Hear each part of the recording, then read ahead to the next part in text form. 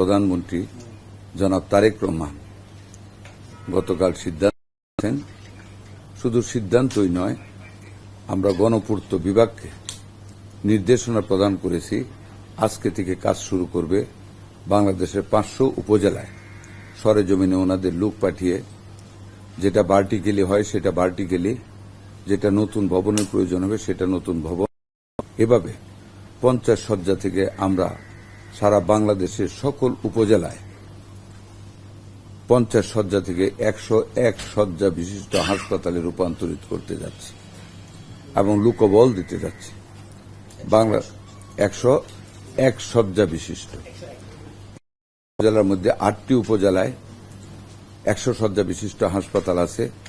ওই 8টি বাদ দিয়ে 492টি উপজেলায় আমরা 50 শয্যা থেকে 101 শয্যা বিশিষ্ট হাসপাতালের কার্যক্রম নতুনভাবে করার জন্য আজকে থেকে শুরু করেছি।